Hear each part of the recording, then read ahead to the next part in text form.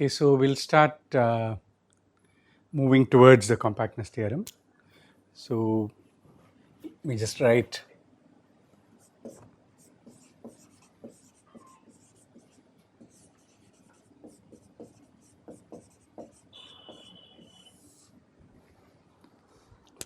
I don't expect to be able to prove this today.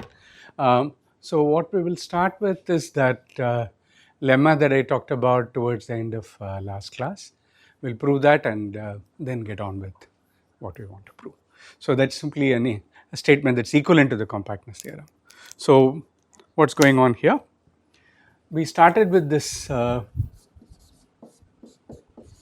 idea of model M makes alpha true, and then for then we have this notion of alpha is satisfiable,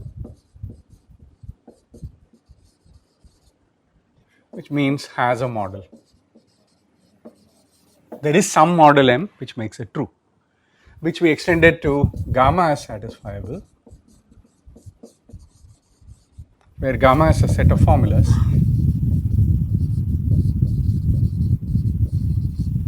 Gamma satisfiable means that there is a model M such that it makes all of gamma true, right? So it's not just that one formula is true in the model, but all of them are simultaneously true in the model. And we already said that this notion is the same as this if gamma is finite. So the notion is interesting when gamma is infinite. What we are saying is that it's not just a single formula is made true by the model, but a whole collection of formulas are made simultaneously true by this model, by some model. That's the idea of gamma being satisfiable. There is a dual notion which says alpha is valid, which means alpha is true in every model.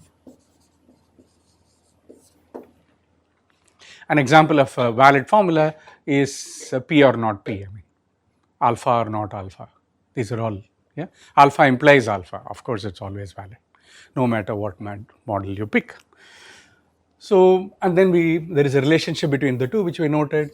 Alpha is valid if and only if negation alpha is not satisfiable. Just in passing, that's also an important thing to observe, that validity and satisfiability are dual notions. Then we started looking at this, and then we moved on to the consequence relation, which is between sets of formulas and a single formula. We say alpha is a consequence of gamma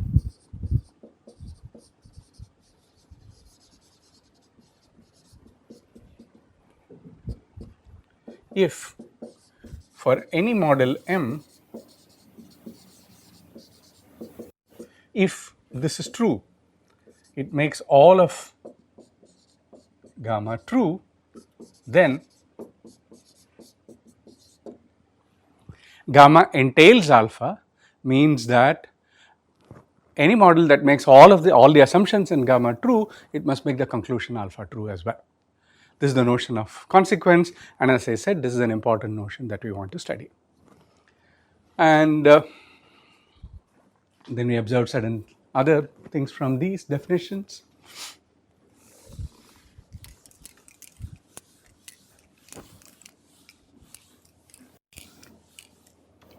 From this definition, we see that alpha is not a consequence of gamma. When is alpha not a consequence of gamma? Then there exists a model M that makes all the left hand side true, but not the right hand side. Another way of saying gamma union negation alpha is satisfiable. This is what connects the two notions, right? The notion of consequence and the notion of set of formulas being satisfiable is connected by this, and you can see that this is an if and only if. Yeah, clearly, because obviously if alpha is a consequence of gamma, gamma union negation alpha is not satisfiable, because any model that makes all of this true cannot make this true, right? Write it like this: if and only if is not satisfiable. Yeah. And so this is worth keeping in mind for what we want to look at. And so, like I said, this is the notion of interest.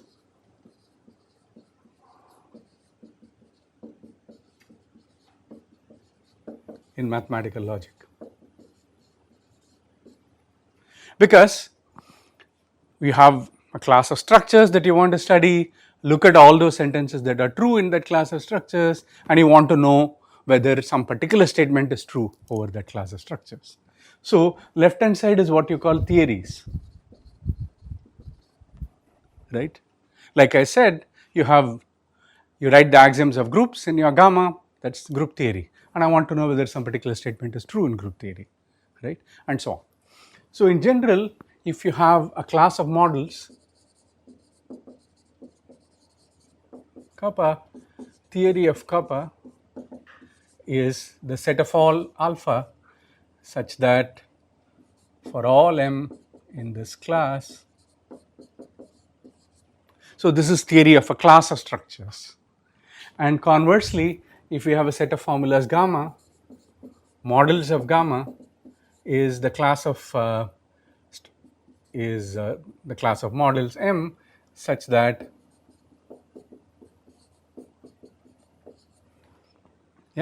all those models that make all these formulas in gamma true.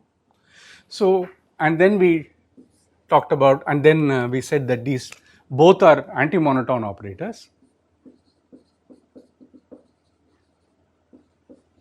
with respect to inclusion, in the sense that if the class of models expands, the theories contract, right? If you have more models, therefore, fewer theories explained, fewer things are true of them. Similarly, if gamma 1 is contained in gamma 2, you can see mod of gamma 2 is contained in mod of gamma 1, yeah, because as you add more sentences, the class of models that satisfy them contract. But if you compose the two of them, which is what we call con gamma, is theories of models of gamma. And a little proposition is alpha belongs to con gamma. I mean, con gamma is actually exactly the set of alpha. This definition captures exactly theories of models of gamma. You can prove this, that is, if any alpha is in theories of models of gamma, then alpha is a logical consequence of gamma, and conversely.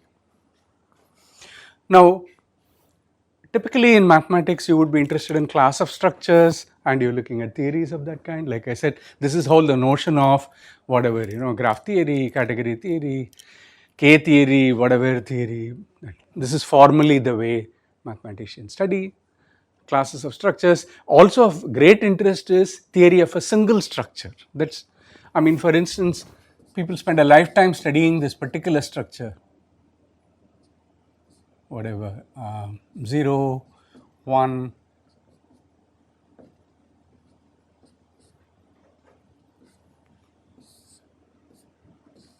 or R, whatever.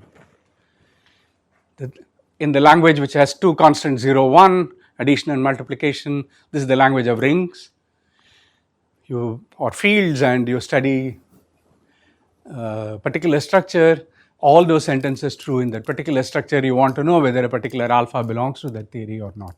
Yeah, and that may be, as I said, a lifetime of study. And a lot of very interesting things about closure properties about these. Like I said, this is a closure operator. It's a composition of two anti-monotone operators, and it is monotone, and it saturates at twice, and I mentioned some exercises last time. And what we have taken up is a particular thing to ask. As I said, if alpha is a consequence of gamma, then there is a finite subset of gamma of which alpha is a consequence, and this is what compactness theorem is about. And this is really, as I said, so last time I mentioned this lemma, and this is what the following are equivalent. So gamma is a set of formulas and alpha a formula. 1.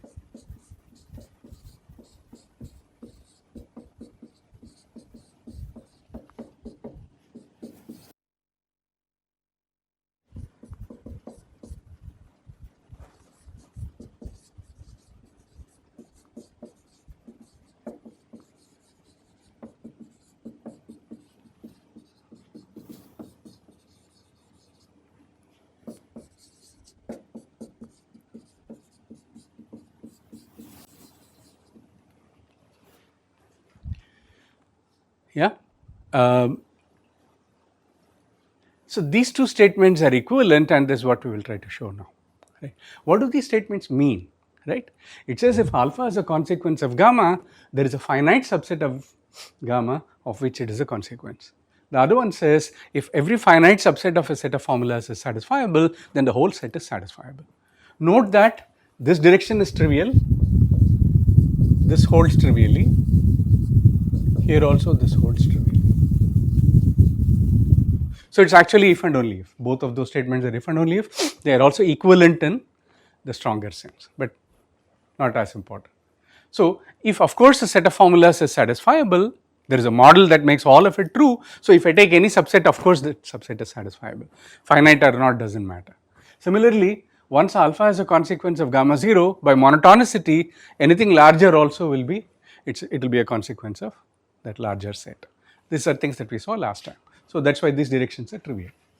Now this part, like I said, is really non-trivial, and we saw that already, that with respect to finite sets of formulas, right, it's very easy to come up with finite sets of formulas such that every proper subset is satisfiable, but the set itself is not.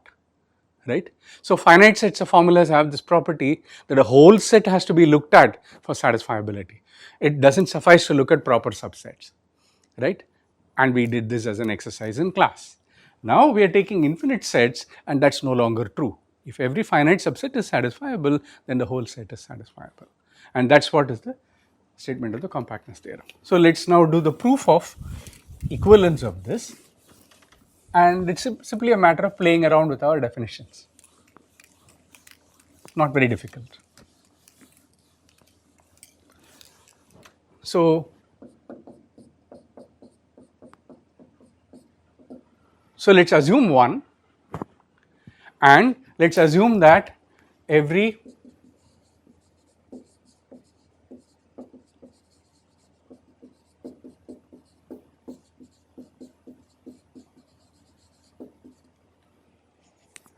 I want to prove that gamma is satisfiable. Suppose gamma is not satisfiable.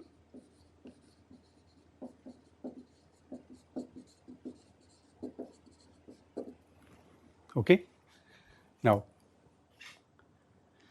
clearly all I have to do is to do something dot dot dot dot and get a contradiction, then I am done.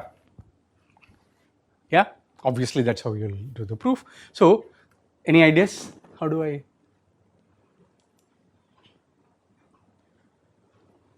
Yes? Anyone can tell me what I should do?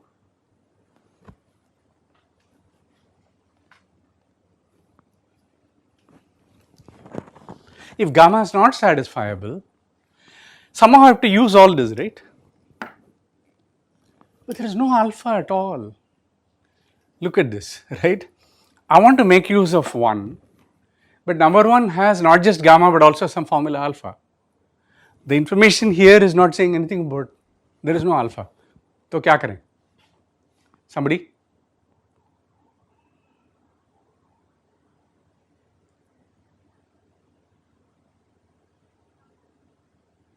Yeah? Who is going to suggest something I can do? If gamma is not satisfiable, right, it has no models at all, right? That's what it means. What can you say about consequences of this gamma?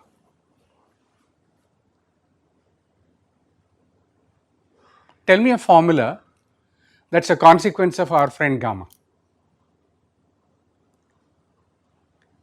Remember, gamma is not a so in particular, think of gamma as beta, not beta.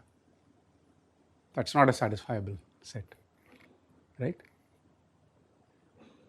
Gamma is not satisfiable because it contains a contradiction, let's say, right? Now, what can you say about consequences of that set?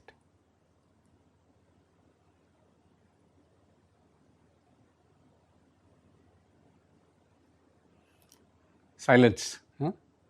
I think some mics have to get unmuted now.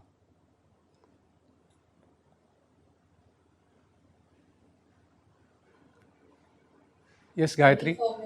Any formula. Of course. So, therefore, I know that doesn't matter what your friend alpha is. Therefore, what more do I know, Gayatri? Alpha is a consequence of gamma. What about negation alpha? Yeah, that's also a consequence of. You give me any formula alpha, it's a consequence of. Do you follow this? Is it clear? If gamma doesn't have any models, look at the definition. What is the definition of this?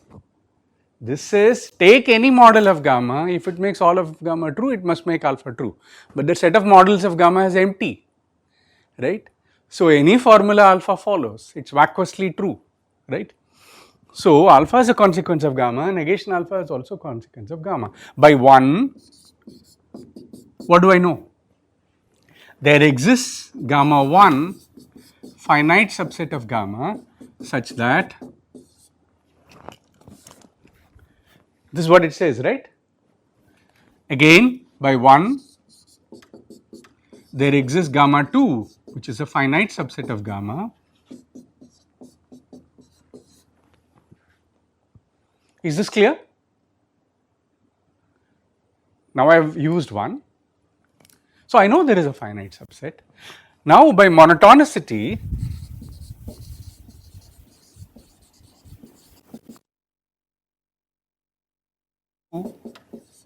also must give me alpha as a consequence. We proved this earlier, right? If alpha is a consequence of gamma and gamma is contained in any gamma prime, alpha is a consequence of gamma prime as well. That is why that con operator is a monotone operator. Yeah. By monotonicity, I get this as well. But now what do I know? If you get alpha as well as negation alpha as a consequence of a set, what can you conclude? Means gamma 1 union gamma 2 is not satisfiable. If it had a model, that model will satisfy both alpha and negation alpha. That is not possible. Is it clear? But gamma is, well, gamma 1 union gamma 2 is a finite subset of gamma. Therefore, gamma 1 union gamma 2 is satisfiable by assumption. And that is the contradiction. Remember, our assumption is that every finite subset of gamma is satisfiable. Here is a finite subset which is both satisfiable and unsatisfiable, and that is not possible. Is this clear? Look, proofs like these things are always clear when somebody else is doing it, right? Somebody else is doing the work, right? So, you can only get ideas for proofs when other people do proofs. You have to sit and do it yourself afterwards, write it and make sure that you understand every step, yeah. But I assure you that there is no sleight of hand, right? This is where I start. I start with the assumption that every finite subset of gamma is satisfiable. Suppose gamma itself is not satisfiable, then it gives both alpha and negation alpha as consequence. By assumption, by our 1 that we are starting with, I find a gamma 1 which is a finite subset of gamma such that alpha is a consequence of gamma 1, negation alpha is a consequence of gamma 2. Now I consider gamma 1 union gamma 2, which must make this true as well as this true. yield this consequence. And so, but then gamma 1 union gamma 2 is a finite subset of gamma. So, it has a model. That model M must make alpha true as well as negation alpha true, which is not possible. Yeah. Is this clear? If you want, you write it like this. Yeah, at this stage, don't worry about this. Gamma 1 union gamma 2 is a finite subset of gamma. It's satisfiable by assumption. Let M be a model of gamma 1 union gamma 2. Now, from these two, I will get M satisfies alpha, and that is your contradiction. Yeah. So, it should be clear that this. Any questions? Okay. So, now we move to the other direction.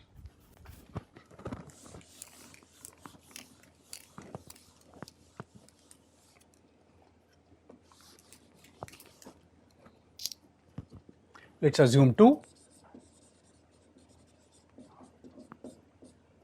and that alpha is a consequence of gamma.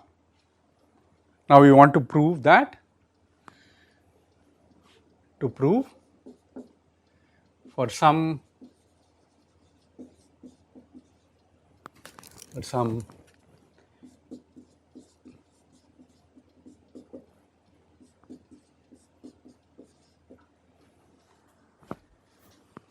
again, any strategies?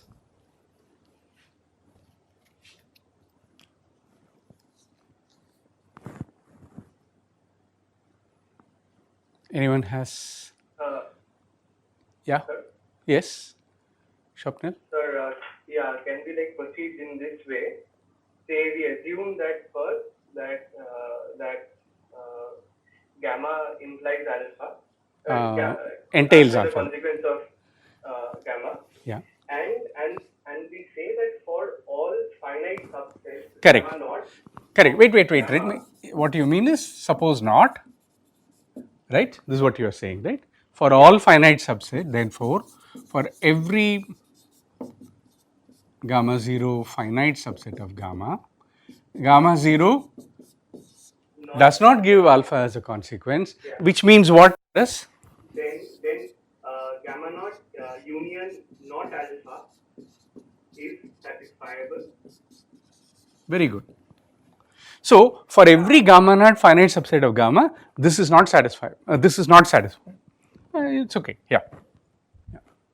Satisfiable. Yeah. So, yeah. So, one second. You want to apply this? Yeah. So, if we had shown that for every finite subset of gamma union negation alpha that was satisfiable, then gamma union negation alpha would be satisfiable by this. Yeah. But then that contradicts this. But you are not, there is one step in between. Please don't miss that. We have got something here. So, we will keep this, okay. This is information that is valuable. Now, let us consider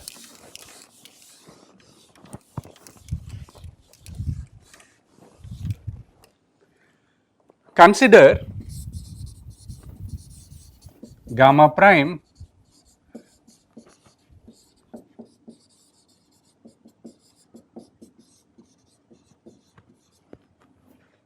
this is what we want to do is, right. We want to show this, pick some arbitrary finite subset of this. If I show that this is satisfiable, if gamma prime is satisfiable, from this I can conclude by 2 gamma the whole gamma itself, what is it? Gamma union negation alpha, right, is satisfiable, which implies, and that is a contradiction. Is this clear? If from this we can prove this, we are done. Okay, this is what we want to show, right? Okay, I want to show that gamma prime is satisfiable. How do I show that?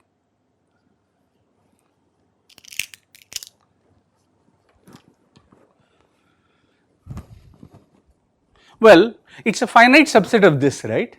There are two possibilities. Let either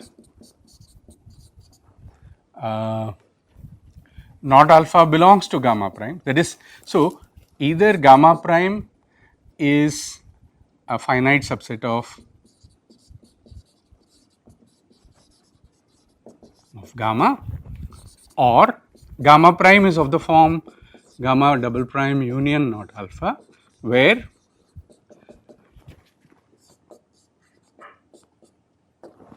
yeah, either gamma prime is coming from here or gamma prime is a finite subset of the whole thing. These are the two possibilities. In this case, here we have already got it.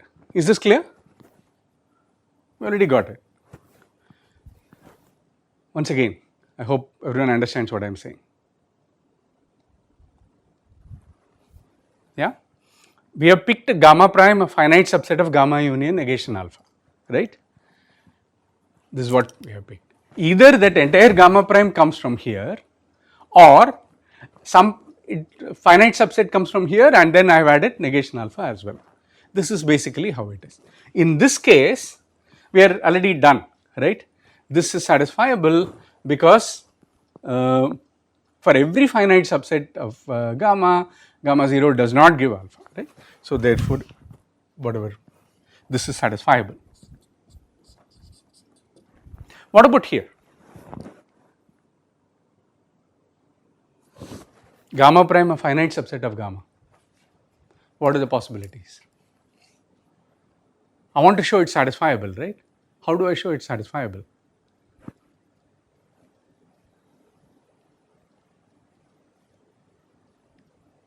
Sir? Yeah? No, one.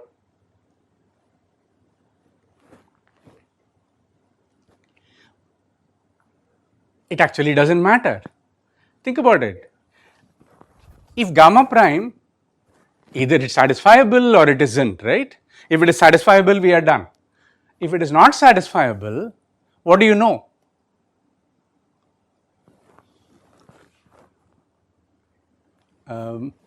Okay, let me, maybe somebody else has some before I give the answer, yeah? Anyone else? Is this clear what's going on here? If it's not satisfiable, just gamma is not satisfiable, right? Absolutely, absolutely. Okay, so how does that help you?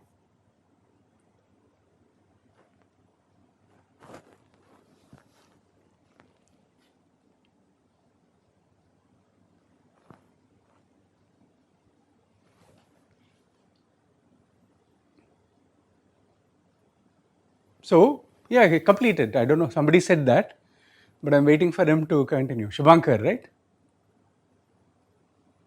Well, yeah, I don't know who it was, yeah.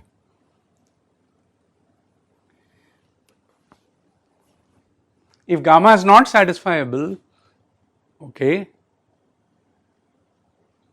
gamma is not satisfiable, then the first statement is vacuous statement.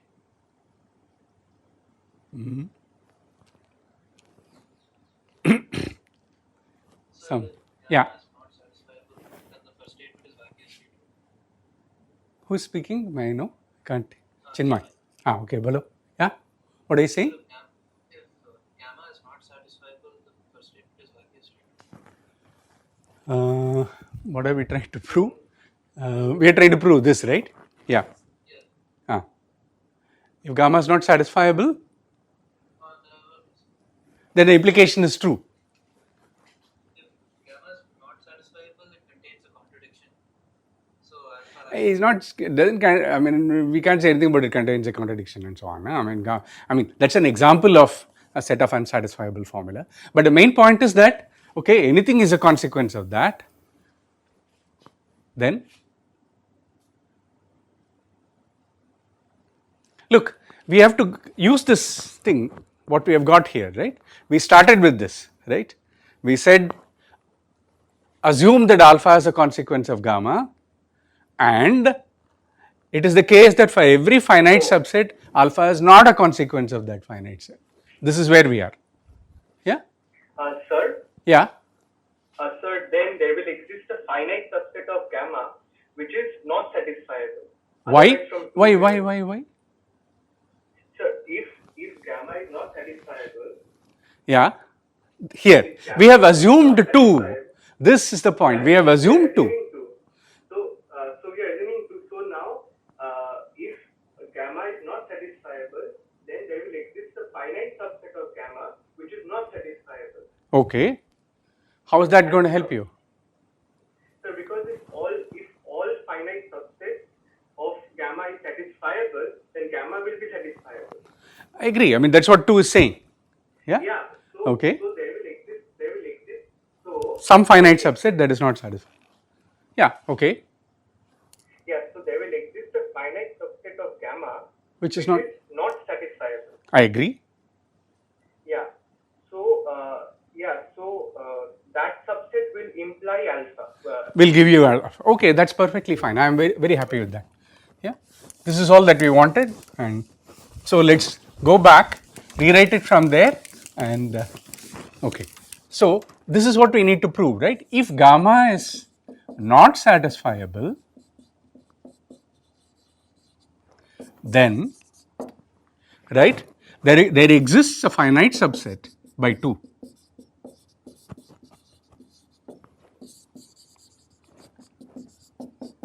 Gamma, say gamma naught, such that gamma naught is not satisfiable. This is by 2. Is this clear? So think of it as a case, right? If gamma is not satisfiable, then there is a finite subset that is not satisfiable. It's not a satisfiable set, therefore in particular gamma naught will give you alpha as a consequence, and we are done. So if gamma were not satisfiable, what I needed to prove is done. So now consider, suppose gamma is satisfiable.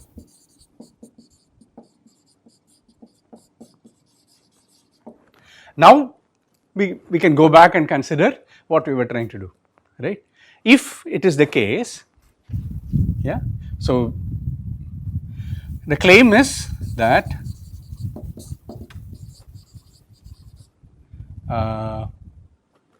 every finite subset of gamma union negation alpha is satisfiable. If we consider the case where we are assuming this, no? If, okay, let me again write it also so that there is no. Suppose gamma is satisfiable, and we assume that suppose for every finite subset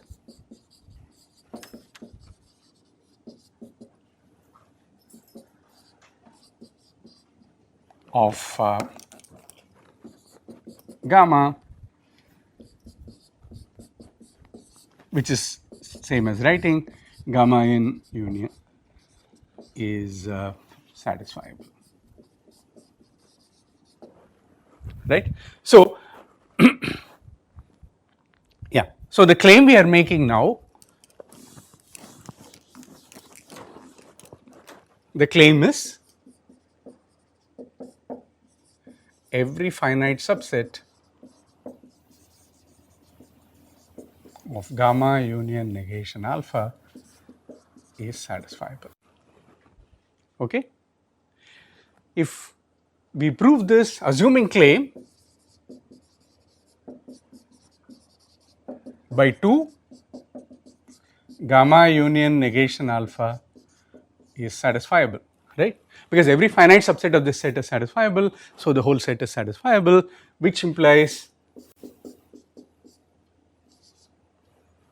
gamma alpha is not a consequence of gamma, and that is a contradiction. So we need to do proof of claim.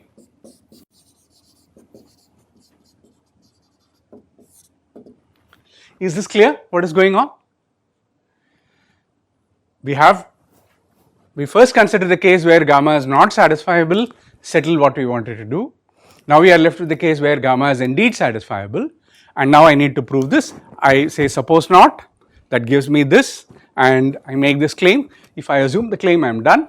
Now we do the proof of claim.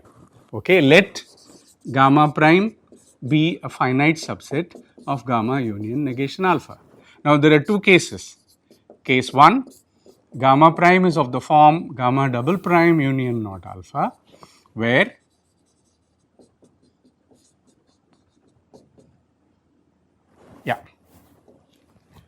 or case 2, gamma prime is a finite subset of gamma. In both cases, I have to show that I have considered an arbitrary finite set and I have to show it is satisfiable. Well, what about the first case? It is of the form some finite subset of gamma union negation alpha. By what we have written here is that this is therefore this is satisfiable. This implies this is satisfiable. What about this one? Well, gamma is satisfiable, so every subset of gamma is satisfiable. Gamma prime is satisfiable because gamma is. That's it. Yeah, we assumed gamma is satisfiable and is a finite any subset of it is always satisfiable, right? Because there is a model that makes all of gamma true, therefore it makes this particular finite subset true as well. I am done. Is this clear? Again, as I said, when you listen to somebody else do the proof like this, it looks like everything is fine. You start writing it down, doubts prop up.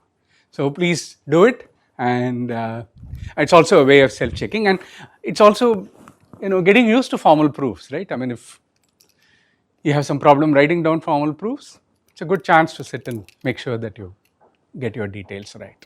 Okay, I want to move on, unless there is some question. Anybody? Anyone has anything to say?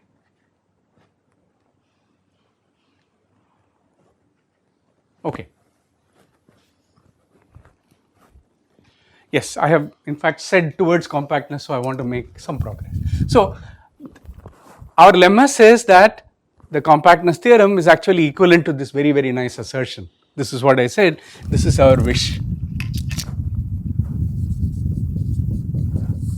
We wish this is to be true, because if you ever want to find out alpha is a consequence of gamma, and remember gamma is an infinite set, after all that's when it is interesting, then this assures us that actually don't worry, you are not using all the assumptions, you are only using some finite. If alpha is a consequence of gamma, it already follows from some finite subset, right? And I mean, you remember in the opening lecture I said a lot about Hilbert's program and so on, right? And this was very important for Hilbert program, right? That if, like I said, this is what you generally study in classes of mathematical structures. I want to know whether something is true or not. In general, the truth of some theorem about a class of structures depends only on some finitely many statements about that class of structures, right? Read it that way, and then you will see why this was considered so important at the time, right? So you would call those finite set, you might call them axioms, right? Those are the things, typically that's really how you write. Some finitely many axioms suffice to characterize all the consequences of that theory, right? If that is so, then I can formalize, write down, proceed. This is the kind of idea that people were. So compactness was a very important thing for. So let's state the theorem and do the proof. So I'm going to be lazy, of course. So let me write, so notation, I say gamma as finsat as an abbreviation for all the, I don't want to write every time this, every finite subset of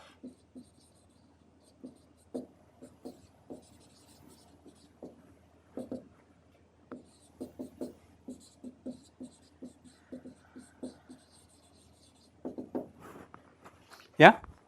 Finsat says every finite subset is satisfiable, and I'll write, I've already been writing sat, gamma is sat to mean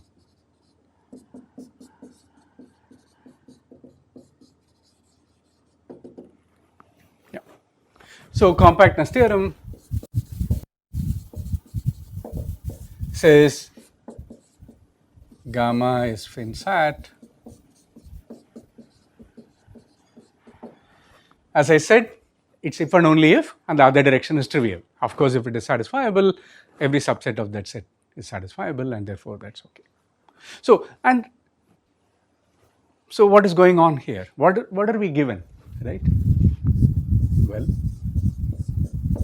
proof. So assume that you are given a set gamma which is finsat. Now one thing we can do is to, gamma is a countable set, right? Because our language is countable, right? So one thing we can do is to enumerate all the finite subsets of gamma, right? The set of finite subsets of a countable set is also countable, right? I could simply enumerate all the finite subsets, and for each of them there is a model, right? So you have a model M1, M2 and so on, right? So enumerate finite subsets of gamma.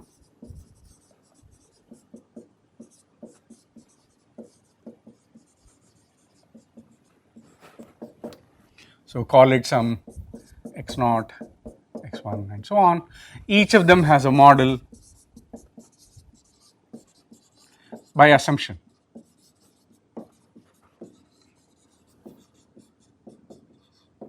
So you will get models M0, M1 and so on.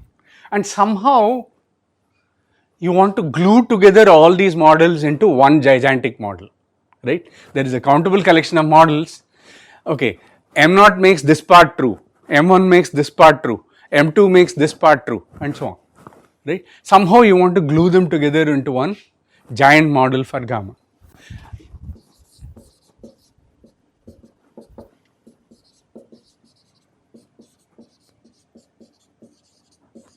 To make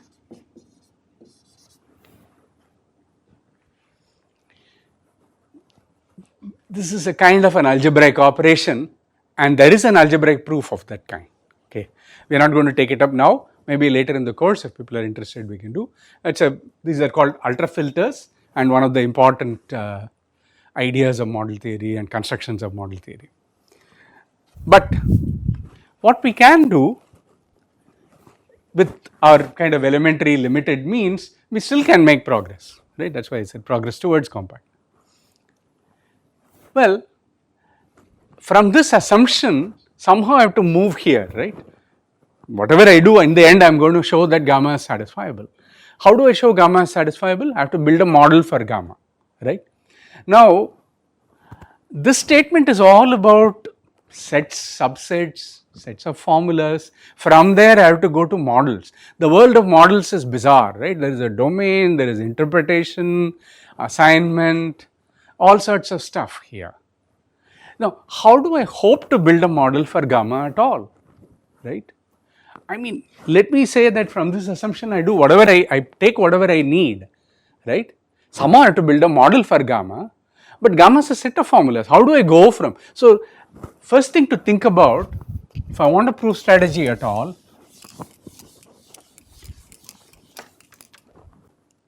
wave, some magic wand. For whatever properties of gamma you want, you assume it's there. But my point is, how do you ever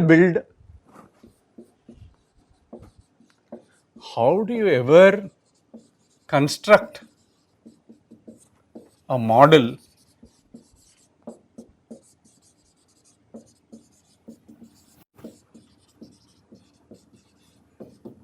from a set of formulas, from an infinite set of formulas? A single formula, if I give you and say construct a model for it, that's difficult enough, right? You remember last time we saw that linear order thing, right? It looks innocuous. One thing says for all x, for all y, for all x, x is not less than x, right? Another says for all x, there exists y such that x is less than y, right? Another one says for all x, for all y, for all z, if x is less than y and y is less than z, it says it's transitive, right? And Purandar will point out for all x, for all y, either x equals y or x less than y or y less than x. These three things together tell me that the model is infinite, right? This is what we saw. That's a single formula by our consideration because it's a conjunction, right? We don't know how to, so how do you interpret some arbitrary set of formulas and build a model, right? So we have to face this question at some point or the other, right? So my suggestion is let's start with that. Any ideas? Not clear, right? One very good way when typical mathematical technique then is, okay, let's see what will be happening at the very last step and then work backwards, right? So let's try backwards. We do know how to construct formulas from models, right? This we don't know, okay, no idea, right? Okay, no idea. But we do know, given a model M,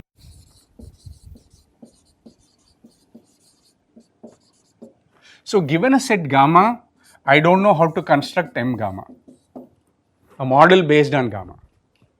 But then I do know the other way. Given a model M, I know how to construct a set of formulas from gamma from a model. What's that? That's very easy. Given a model M, define gamma M to be simply all the formulas true in that model. Yeah. What can we say about gamma M?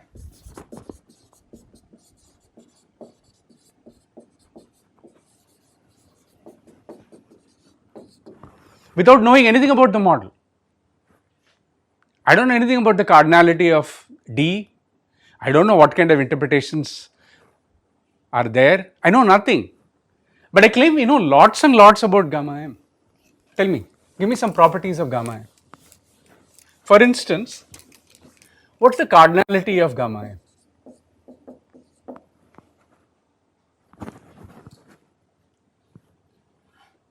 Can somebody tell me what's the cardinality of gamma M? For instance, okay, let's start with, who said? Shopnil, yes, of course it's countable. Yeah.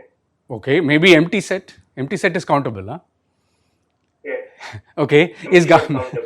yeah, sorry? Empty or countable infinite. Why should it be empty? Is it empty? Here, is gamma M non-empty? We know nothing about M, but tell me. Can it be them? Huh? Which are always true. Yes, of course, it contains, I know that for every alpha or not alpha belongs to gamma M. Please, right? Because my model must make it true. Every model makes it true, huh? So gamma M contains all valid formulas.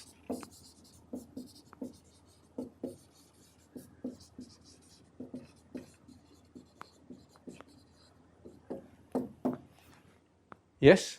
So you know that gamma M is countably infinite. It's not that's just countable. Gamma M is countably infinite. But I want in fact you can say something much stronger about the cardinality of gamma M. Well, take a formula alpha. If alpha is not there in gamma M, what do you know? Suppose alpha doesn't belong to gamma M.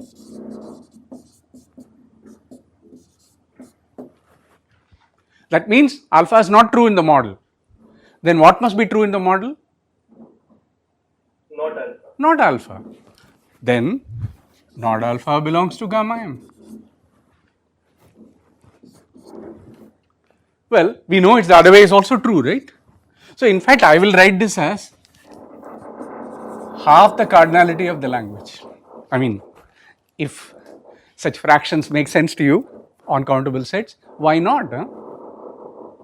Gamma M contains exactly half the formulas in the language, because for every formula alpha, it cannot have both alpha and negation alpha, but it will choose one of them, right? So we know lots about the model gamma M, about the set gamma M, okay? We already have one very interesting property, right?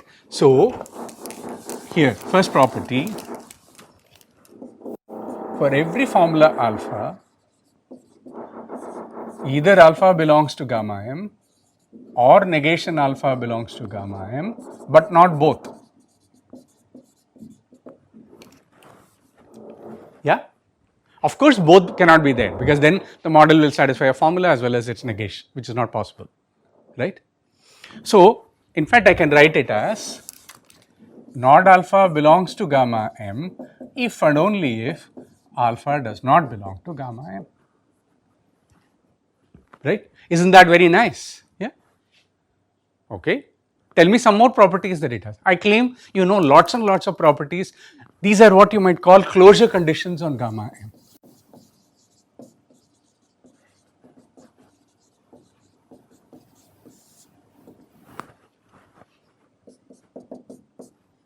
Tell me, anybody else? Any other formula? Let me already get started and you can tell me. For every alpha beta, suppose alpha or beta belongs to gamma m. Then what do you know? The model satisfies the disjunction. From that, what do you know?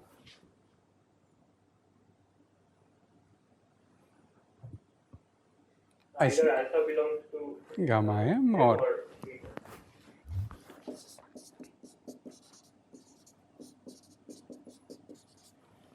and what about the other way? Suppose alpha is actually in gamma m.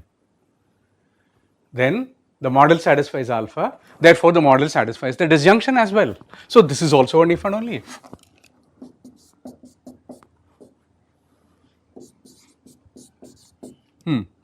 Now tell me alpha and beta belongs to gamma m if and only if what?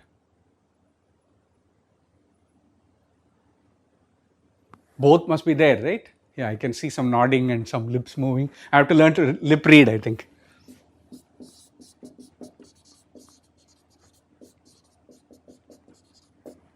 Okay. Alpha implies beta belongs to gamma m and alpha belongs to gamma m, then beta belongs to gamma m.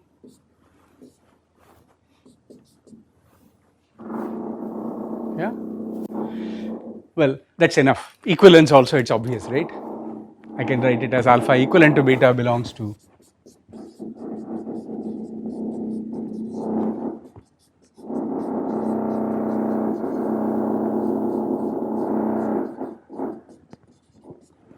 it's no big deal because I'm just rewriting the semantics, right? Because this is the semantics and I'm just rewriting it. Yeah? Are you okay?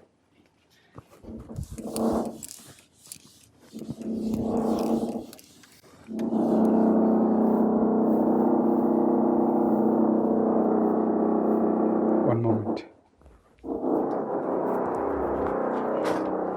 Where they do? Okay, get it up, man. I will ask whether.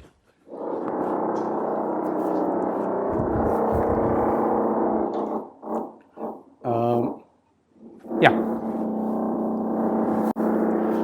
What about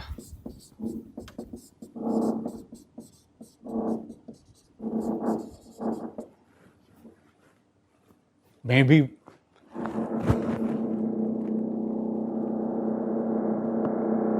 it has very nice closure conditions. What about if for all x alpha belongs to gamma m? Can we say something?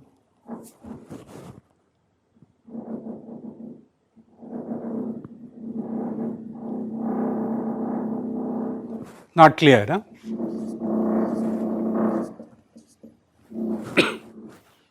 If there exists x belongs to gamma m, even worse.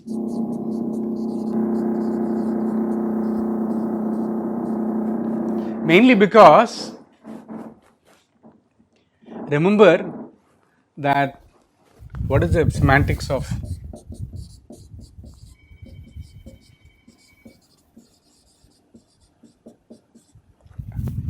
model has domain, interpretation and assignment.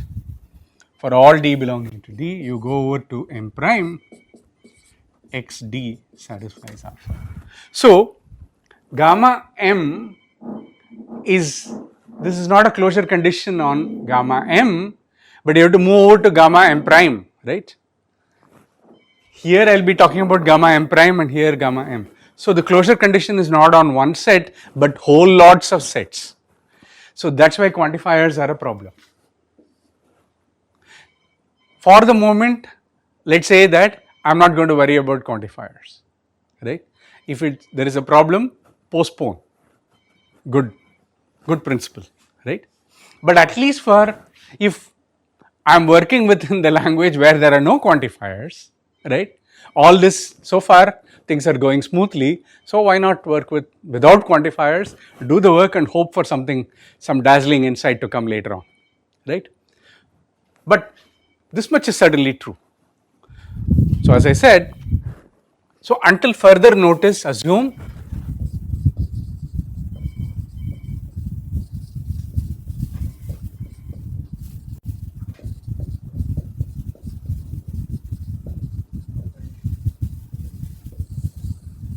by which I mean this is the proof that I want to do, but I want to prove it for the language which is not full first order logic, but the language which has got everything that we have got except no quantifiers. Let's do the proof and then we'll, as I said, hope for what we can do for quantifiers later. But I claim that we are already having some good progress. What we have done is from model M, we constructed a set called gamma M and then we said gamma M satisfies all these conditions.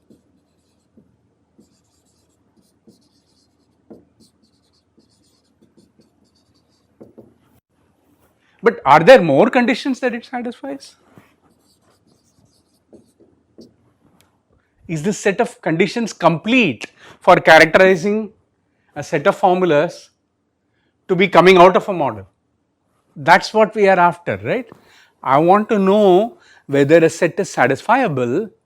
I want to flip this game, right? So let's hope for, I don't know whether this set of conditions is complete, right? But you know, I'm a very hopeful person, right? So let me call a set, let omega be a set of formulas. A model set. I have to call it something. I'll call it model set. If it satisfies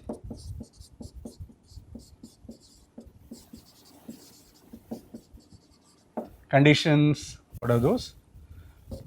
1, 2, A to D. Yeah?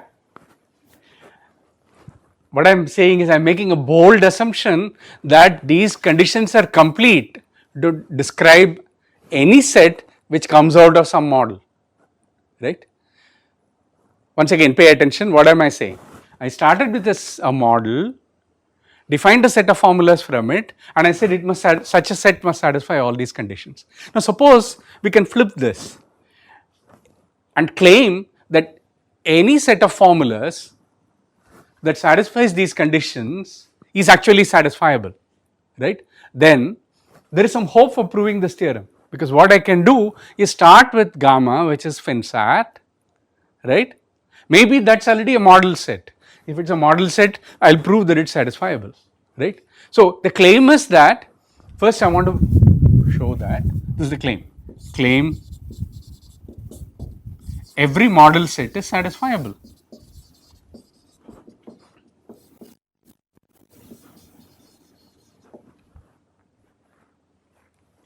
Yeah? Is the idea clear? Then my hope is that your finsat set that you gave me actually is a model set, right? Well, hope, right? So one is a claim and the other is a hope.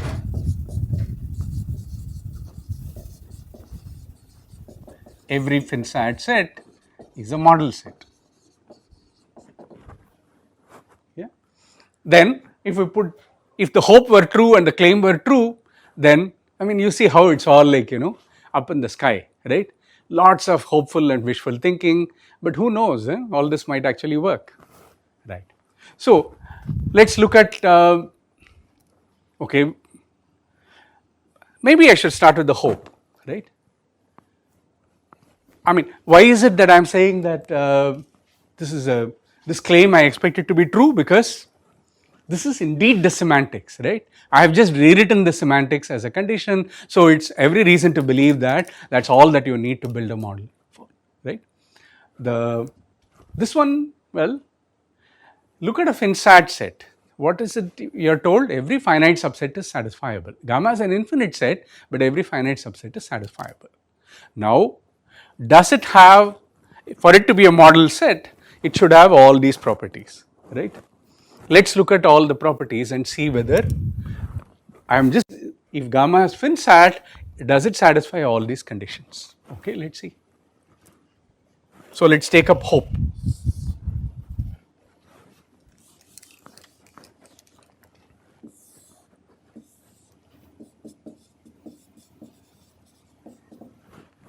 Okay, so let's try to prove for 1. Yeah, consider alpha, some formula alpha. Can we have both alpha belongs to gamma and negation alpha belongs to gamma?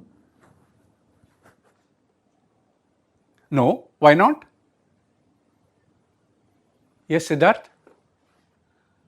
Sir, because alpha, set containing alpha and set containing not alpha, you take the union, that is also a finite set. Correct. So alpha not alpha is a finite subset of gamma, right? This is what you are saying, right?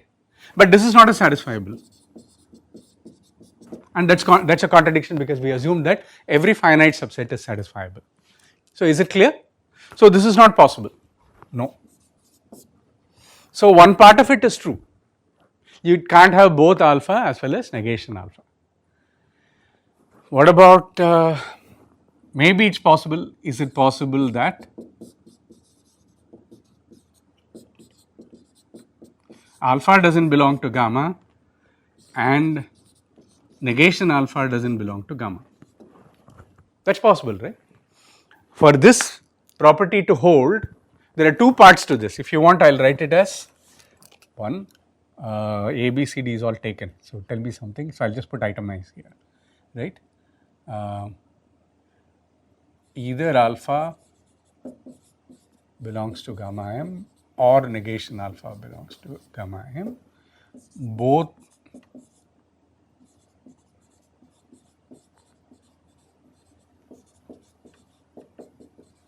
yeah, there are 2 parts to this.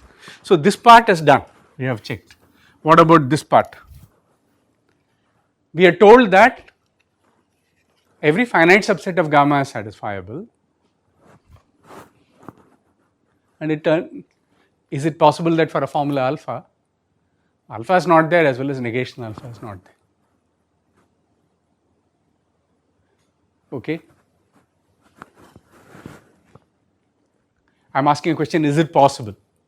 How many people think that no? The answer to this is no. It's not possible. It must have one of them. Yeah? Okay. Chinmay has, come on, I want some hands. Yeah. Shivani, what's your? You're also, yeah, and then, okay, come on, quickly. It's a show of hands for no. 2, 3, 4, Hananya, thanks, 5, Rituparna, 6, okay, slowly there is some movement towards. Kamalika, what is your this thing? You are not voting yet, okay. So let's have vote for the yes gang. It is indeed possible for both. How many votes? Again, come on. I see only one hand. 2. Still lots of abstaining people. Shopnel also 3. Okay. Yeah. Okay, let's see. So, I mean, by sheer democracy, the no gang wins because there were 5 hands and there are only 3 for this. But okay, now we can try proofs. Yeah. Can you give me an example of an infinite set which is FinSat? Yeah.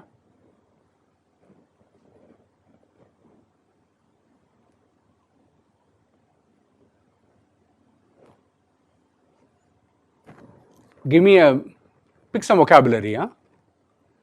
Take the language of order. Nothing else is there, only less than. Or an arbitrary language with just say one unary relation. Yeah, how about that?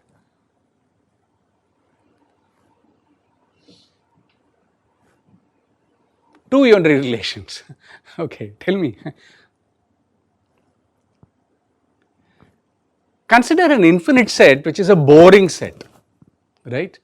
Px1, Px2, Px3, just one law, countable supply of variables, right? Consider this set.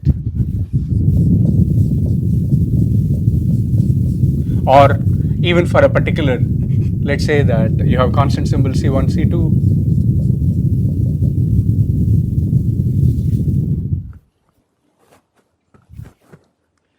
This is cheerfully FinSat.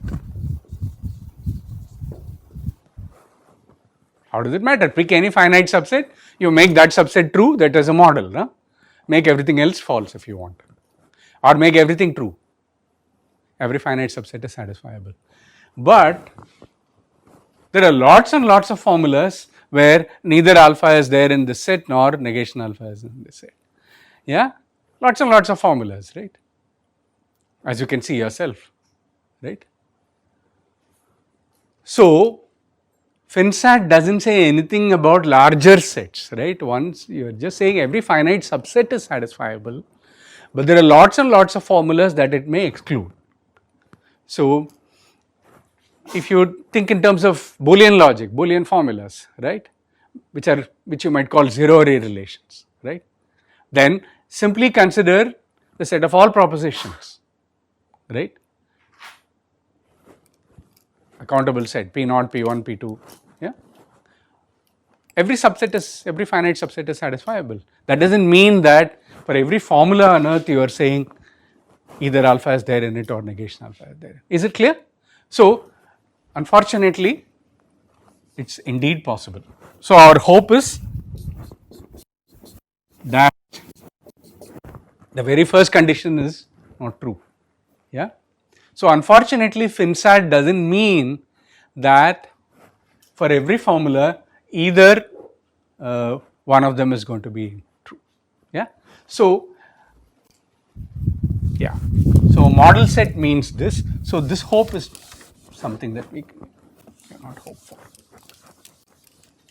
Well, when a condition is not being fulfilled, it's a sad situation, but mathematically we can still make progress, right? So, this condition holds, this condition doesn't hold. Well, what if I make that condition also true? Let's put that as a condition, right? I called this set gamma a model set, right? I called that set FinSat. So, call a set gamma, call a set omega complete. Yeah. If for every formula alpha, either alpha belongs to omega or, yeah, the word complete makes sense, right? Because this is a set that makes a choice, right? It's a daring set. For every formula on earth, it will decide whether to put in alpha or negation alpha. This is one of those half the cardinality of the language kind of. Maybe it will put both, but for the moment I am not worried about it because somewhere else I am taking care of it, right? Because FinSat already implies that you can't have both. So now I make a claim. Every FinSat and complete set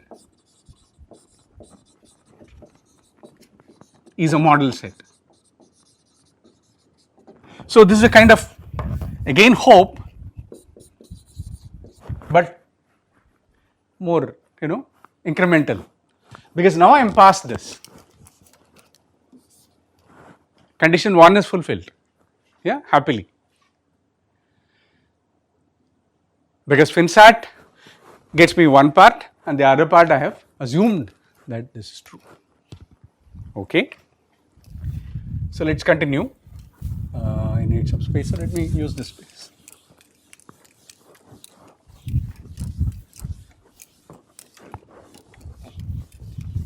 So omega is a FinSat and complete. Claim is, so let us see if it satisfies conditions 2. Is,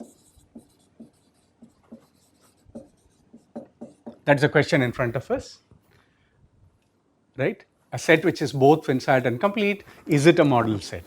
We have already verified condition 1, let us take up condition 2a. That means let alpha beta be formulas such that alpha or beta belongs to omega. Well, I want to claim that either alpha belongs to omega or beta belongs to omega. Well, suppose alpha does not belong to omega and beta does not belong to omega, right? Suppose both of them are not there, then what can you say? Something must belong to omega in this case. Why? Not alpha. Yeah, it is a complete set. Yes, precisely. So, not alpha belongs to omega, not beta belongs to omega. Now, look at the set we have got. This set, not alpha, not beta, alpha or beta, is a subset of omega, in fact a finite subset of omega. But this is by FinSat, this is satisfiable, but that is a contradiction. Yeah, because this set is not satisfiable. The set of formulas alpha or beta, negation alpha, negation beta is not satisfiable, and that is a contradiction. So clearly, therefore, so this part,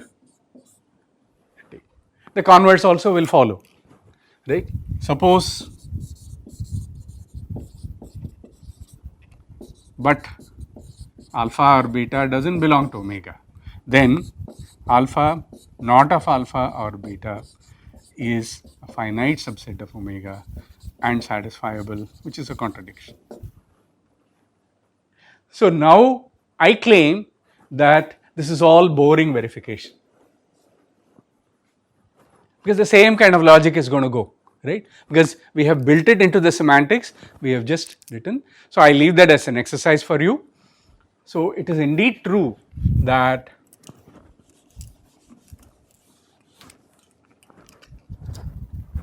so I can upgrade this to a proposition: every FinSat and complete set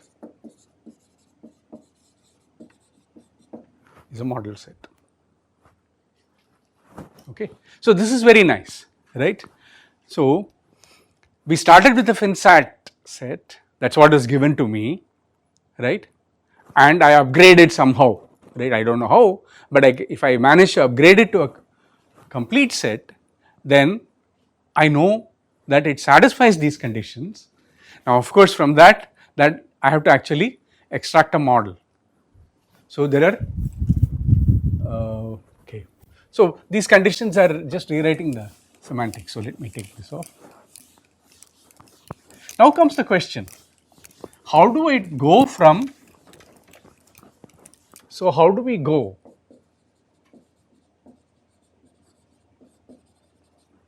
from FinSat gamma to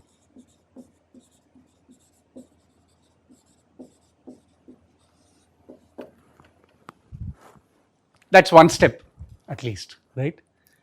From that we can think of how to pull out a model, because we feel that, kind of morally feel certain that that's all the information that is there for building a model, where those conditions completely describe the semantics without quantifiers. So here how do we do? Well, we had this set FinSat that was a boring set, right? Remember our example, right? It just makes some things true. So it's saying nothing about some formula alpha. If I take a formula alpha, we don't know anything about whether to put in alpha or negation alpha. That's what this will mean. To make it complete, I have to actually look at each formula and add it to it. Either add alpha or negation alpha. Of course, I can't add both, right? Well, how do I do that? Just do what I said. Well, enumerate the formulas of the language.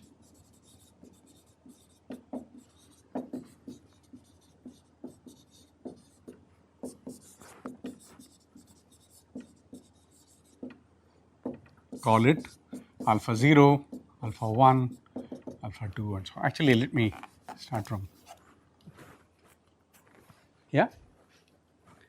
So, my suggestion is very straightforward.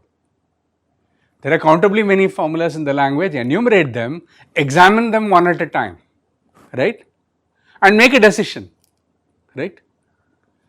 When you are done, at the end you will have a complete set, right. So, what should I maintain along the way? Well, I want a set. I started with a set which is FinSat and I want to end with a set which is FinSat and complete. So, at every stage I have to make sure that the addition of this formula that I am looking at does not destroy the FinSatness, right. That FinSat property should be maintained all along. As long as I do that, in the end I will. Is that a reasonable strategy? I hope, yeah. Is it okay? The idea makes sense? So, define a sequence of sets, sequence of FinSat sets, gamma 0, gamma 1, gamma 2, where gamma 0 is just gamma. That is the set that somebody gave me. That is a FinSat set you gave me. Now, what am I going to do at each stage? Examine the formula alpha and decide whether I should add it or not. And what is the criterion for whether I can add it or not? Well, does it continue to be FinSat? Because that is the only property that is of interest to me. Yeah. So gamma 0 is clear. Given gamma k plus 1 is defined to be gamma k. Well, I am considering each formula. I am considering the formula alpha k at this time. At the kth stage, that is the formula that is showing up. So, if, what was this? Gamma k union alpha k is FinSat. Yeah.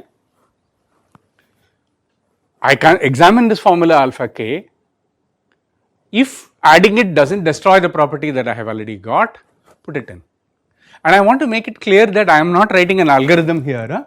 I am, because Ananya will come after me and say that, but how are you going to look at, you have to prove that every finite subset is satisfiable and so on. No, it is just a condition. If that condition holds, I put it in, right. This I put it in is all like words, but it is just a definition, right. You should just make sure that the definition makes sense. Otherwise, what do I do? Otherwise means what? By adding this, there is some finite subset that is going to become unsatisfiable.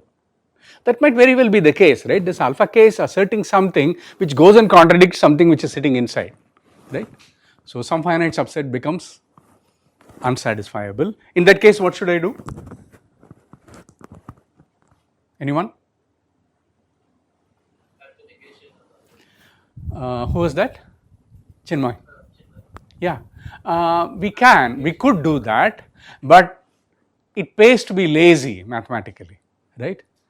Point is, why should I add negation alpha k?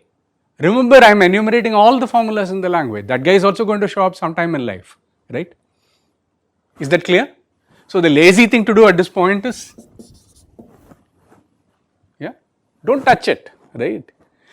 Keep looking at the formulas. If adding it doesn't hurt, add it. If adding it hurts, keep quiet, right? And then hope for the best. Yeah. Now, finally, what is omega? Is simply union over k greater than or equal to 0, gamma k. Now, the claim is that omega is finsat and complete. Okay. Let us see, why is omega finsat? I have to prove that omega is finsat. Why is that? Well, consider omega prime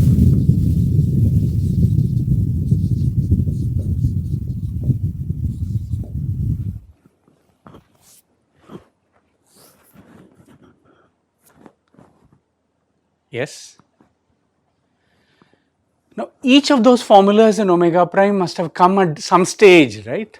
So, there exists some k such that omega prime is completely contained in gamma k. Is this clear? And we have said that for all k, gamma k is finsat. That is by construction. Gamma 0 was finsat because it was given, and I have made sure that at every stage it is finsat, right. So, for all k, gamma k is finsat, and therefore omega prime is satisfiable. So, I am done. I have to prove that it is complete. How do I prove that it is complete? Well, suppose it is not complete. Yeah, suppose it is not complete. It must be the case that alpha showed up at stage k and you did not put it in because it violated something, and then negation alpha showed up at stage L and you did not put it in at that time either because it contradicted something. Well, is that possible?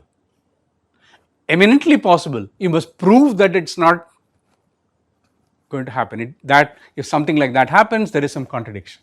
So, let us take this up. Now, alpha shows up at stage k, negation alpha shows up at stage L. Which comes first? Assume, without loss of generality, let us say that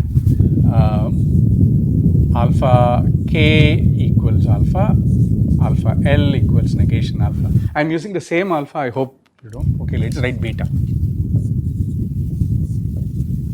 Right? We want to show that we have considered arbitrary beta. We want to show that either beta gets into omega or negation beta gets into omega.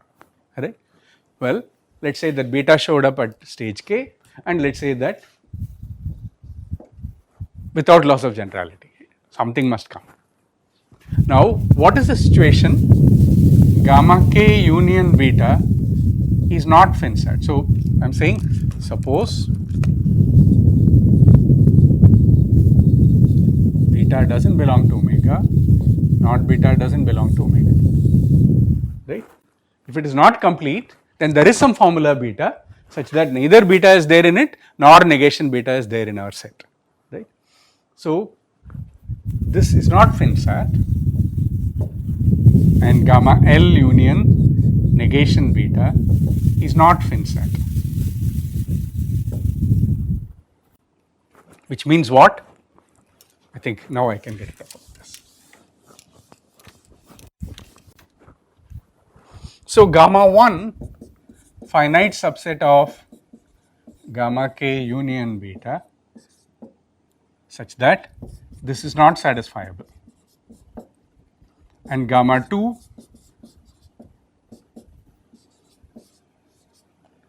whatever gamma L, this is not satisfiable.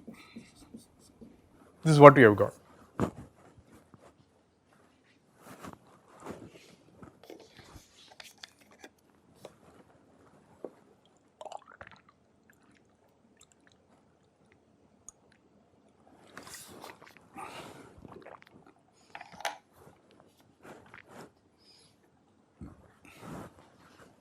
Yes, anyone?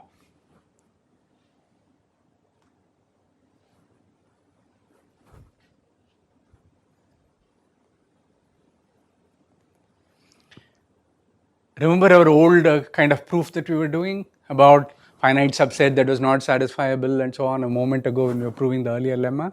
Something like that is going on. Okay, let's make this assertion and prove this directly, because that might be more, instead of proving it this way, I will just make this following claim and prove it. Claim, if gamma is finsat, then for any formula alpha, either gamma union alpha is satisfiable, is finsat in fact, or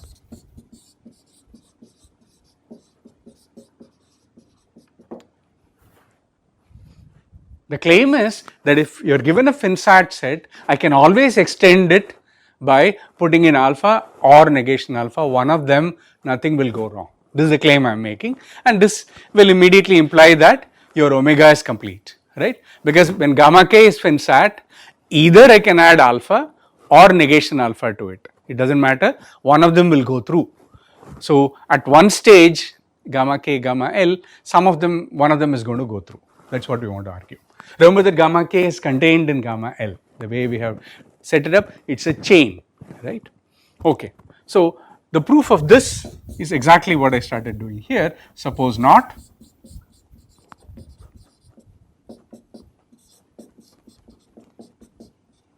gamma union alpha and gamma 2 fin subset of gamma union alpha, negation alpha.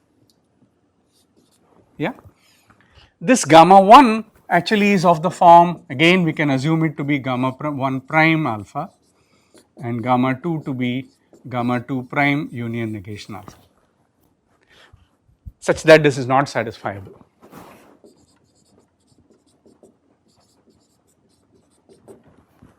Right.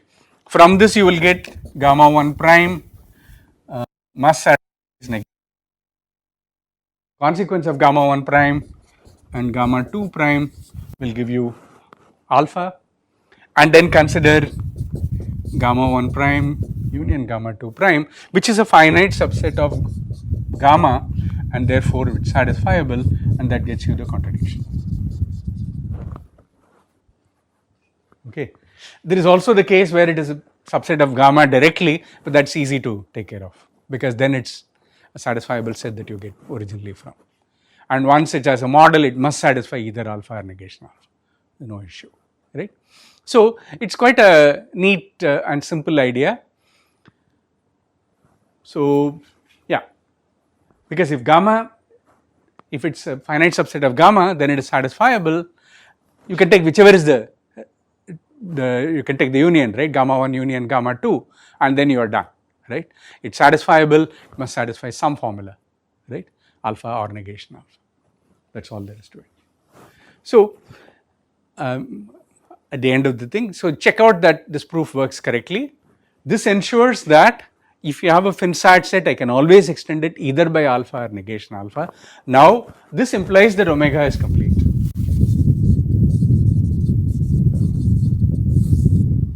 Yeah, because at the stage that you consider, if gamma k union alpha was not finsat, there was some contradiction, right.